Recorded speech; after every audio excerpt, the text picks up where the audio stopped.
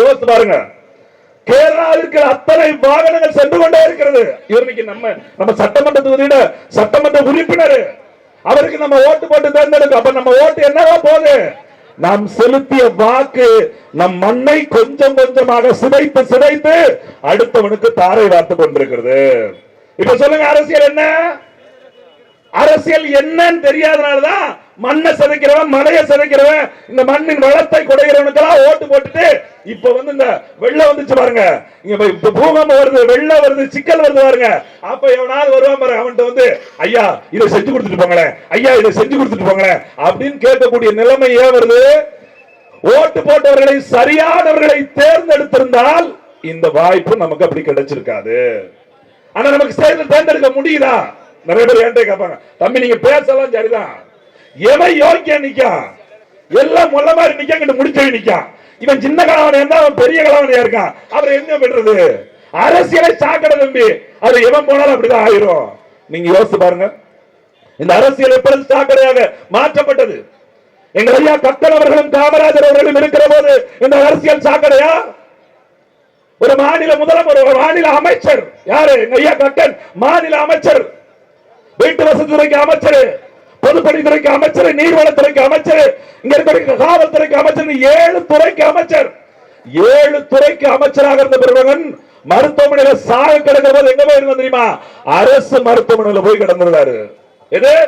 7 துறைக்கு அமைச்சராக இருந்த பெருமன் சாக கிடக்கிற போது அரசு மருத்துவமனையில கிடந்தா. அப்படி இருக்கிற போது முதலமைச்சராக இருந்த எம்ஜிஆர் போய் பார்க்கிறாரு, ஒரு மேல ஒரு துண்டு, இடுப்புல ஒரு துண்டை கட்டிருக்காரு கக்கன், உங்களுக்கு என்ன பண்ணணும் நான் அப்படின்னு கேட்கிற போது கக்கன் என்ன சொன்னார் தெரியுமா? படுக்க இடம் இல்லாமல் இருந்த முன்னாள் அமைச்சர் கக்கன் முதலமைச்சரை பார்த்து சொல்றாரு, எனக்கு நீங்க எதுவும் பண்ண வேண்டாம், எனக்கு முன்னாடி இருக்க இல்லாமல் இருக்க 4 பேருக்கு நீங்க இருப்பை ஏற்படுத்தி கொடுத்தால் எனக்கு வரிசைப்படி இருக்கை வந்து சேரும். எப்படி? 7 துறைக்கு அமைச்சராக இருந்து ஓய்வு பெற்ற பெருமன் சாக கிடக்கிற போது நினைவிழக்க நாள் குறித்துக் கொண்டிருக்கிற போது கூட முதலமைச்சர் வந்துட்டார், எனக்கு இருக்க விடுன்னு கேட்கல, எனக்கு முன்னாடி வரிசையில சரியா நின்னாதான் சரியான மனுஷன் அப்படின்னு இருந்த தலைவர்கள் இருந்த தேசத்துல இன்னைக்கு எப்படிப்பட்ட ஆட்கள் இருக்கிறாங்க தெரியுமா? யோசித்து பாருங்க, எப்படிப்பட்ட ஆட்கள் இருக்கிறாங்க. இன்றைக்கு ஆட்சி மாதிரியாக நடந்து கொண்டிருக்கிறதா? நாம் செலுத்திய வாக்கு நமது மக்களுக்கானதாக மாறிக்கொண்டிருக்கிறதா? ஒரு நீதியை பற்றி, நேர்மையை பற்றி இங்க பேச முடிகிறதா? சிந்தித்து பாருங்கள். இன்றைக்கு இந்த ஆட்சி தொடங்கி 2 ஆண்டு காலம் முடிந்து விட்டது. என்ன சாதனை பண்ணிட்டாங்க? நான் மாநாடா போட்டுக்கிட்டே இருக்கிறாங்க. இந்த அது 1000 கொடுத்துட்டோம். எது? பெண்களுக்கு 1000 ரூபாய் கொடுத்துட்டாங்க. பெண்களுக்கு இலவச பேருந்து, அதுல வெள்ளத்துல பாதிக்கப்பட்டவங்களுக்கு 6000. மனசாட்சியை தொட்டு சொல்லுங்க, பெண்களுக்கு 1000 கொடுத்து விட்டோம், பெண்களுக்கு 1000, பெண்களுக்கு 1000 இலவச பேருந்து மார்லட்டிட்டு இருக்காங்க திமுக காரங்க. மனசாட்சியை தொட்டு சொல்லுங்க, பெண்களுக்கு 1000 ரூபாய் கொடுத்து தெரிஞ்சு நீங்க பெண்களுக்கு 1000 ரூபாய் நாங்க கொடுக்கிறோம் சொல்லி நீங்க வாரற்ற நீங்க அந்த 1000 6000 அந்த இல்ல வெள்ளத்துல கொடுத்த 6000 இலவச பேருந்துல விட்ட காசை எதன் மூலமாக திருப்பி எடுக்கிறீர்கள் உங்களுக்கு தெரியாதா?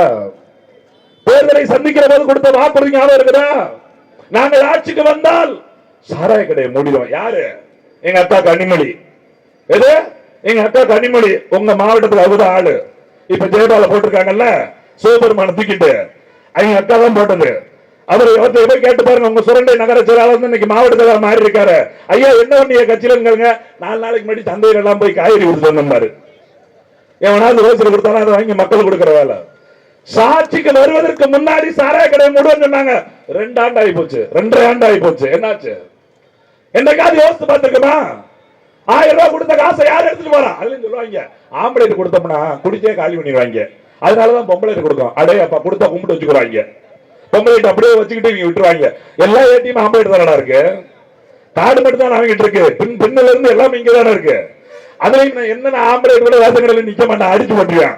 அதனாலதான் பொம்பளை கொடுத்துருக்காங்க. அதான் உண்மை. அத்தனை கடையை திறந்து வச்சிருக்கான். இதுல வேற பீச்சிக்கிறாங்க தொலைக்காட்சியில் உட்காந்து. 500 கடையை மூடிட்டான், ஒரு 5-6 கடை தான் இருக்கு. எது? 500 கடையை மூடிட்டாங்களாம். 5-6 கடை கடை இன்னும் வியாபாரம் போது 5000 கோடிக்கு, 10,000 கோடிக்கு, 20,000 கோடிக்கு, 30,000 கோடிக்கு. ஒரு அமைச்சரவை கூட்டம் போடுறாங்க தேர்தலுக்கு. இருக்கு தீபாவளிக்கும் பொங்கலுக்கும். இந்த வருஷம் எப்படியாவது 35,000 கோடிக்கு சாராயம் வித்தரணும். அதுல நம்ம இளைஞர்களுக்கு மிகப்பெரிய பங்கு இருக்கு. அரசாங்கம் சொன்னதை செஞ்சிரும் சொல்லி வேகமா ஓடி வர்றாங்க. எங்க தைப்பொங்கலுக்கு ஊர்ல இருந்து அங்க இருந்து வண்டியை பிடிச்சி 2000 ரூபாய் கொடுத்து இங்க வருவாங்க. 2000 ரூபாய் கொடுத்து அங்க இருந்து பொங்கலுக்கு வந்து 2 நாளும் பொங்கல் எங்க போச்சுன்னு தெரியாது. காலையில விழுறதா மறுநாள் சாயங்காலம் தான் நிப்பாங்க. இந்த நண்பன் வீட்டு கல்யாணத்துக்கு எல்லாம் போவோம். ரொம்ப ஆர்வமா 10 நாளைக்கு முன்னாடி பேசி மாப்பிள்ள நம்ம அக்கா கல்யாணம்டா போயிருந்தா அப்படிமாங்க. அப்படியே வாட்ஸ்அப்ல பேசிக்கிட்டே இருப்ப, நீ வந்துரு என்னடா பெரிய வேலை சீக்கிரம் வந்துடா நீ வந்தே ஆகணும் அப்படிமாங்க. போய் காலையில எல்லாம் இறங்கி நிப்போம். மாப்பிள்ள ரூம் இருக்கு போய் குடிச்சிட்டு வந்துருக்கா 10 மணிக்கு மண்டபத்துக்கு 10 மணிக்கு வந்துடுறா அப்படின்னு நம்மளால போன் பண்ணிருப்பேன். 10 மணில இருந்து போன் போடுவாங்க, ஒரு வேலை போன் எடுக்க மாட்டாங்க. அவன் மத்தியானம் சாப்பிட முடிஞ்சு மண்டபத்தை காலி பண்ணிடுவாங்க, இங்க போன் எடுத்தா எடுக்க மாட்டாங்க. என்னன்னு பார்த்தா ரூம்ல பிளாட் ஆகி கிடப்பாங்க. எதுக்கு பாடுபட்டு வந்தது? தங்கச்சி கல்யாணத்துக்கு அக்கா கல்யாணத்துக்கு. ஆனா என்ன நிலைமை? அப்ப இளைஞர்களை எப்படி வைத்திருக்கிறான்? இளைஞர்கள் எந்த இடத்துல போய் நிக்கிறாங்க? நீங்க யோசிச்சு பாருங்க. இந்த நிலையை மாற்ற வேண்டிய அவசியம் இருக்கிறது. ஒரு நாளைய தலைமுறை பிள்ளைகள் தான் சிந்திக்கிற தன்மையை இழக்கிற சாராயத்தை ஒழிக்காமல் மாற்றத்தை இந்த மண்ணில கொண்டு வர முடியாது.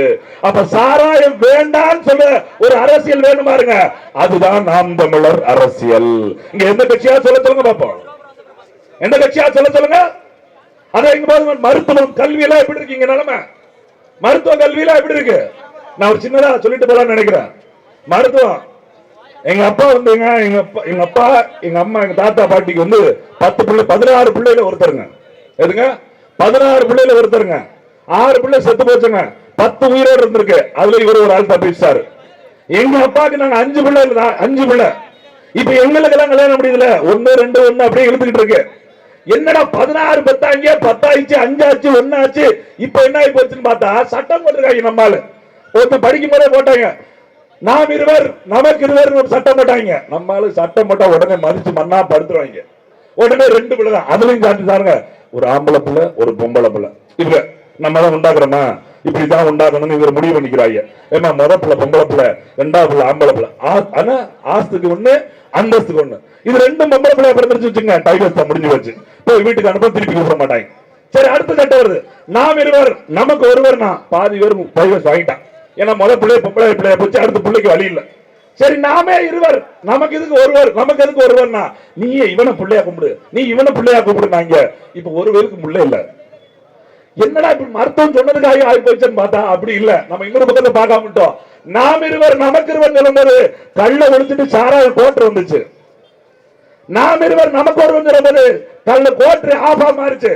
நாமே இருவர் நமக்கு எதுக்கு ஒருவர்னா ஆஃப் ஃபுல்லாகி போச்சு. இப்ப பிள்ளை இல்லாம போச்சு. இப்ப சொல்றாங்க கவர்மெண்ட், உங்களுக்கு குழந்தை இல்லையா பாருங்கள் ஐஸ்வர்யா கருத்தரிப்பு மையத்துக்குங்க. பொண்டாட்டி குடிச்சா இங்க இருக்கான்னு யார வச்சு பத்து தர?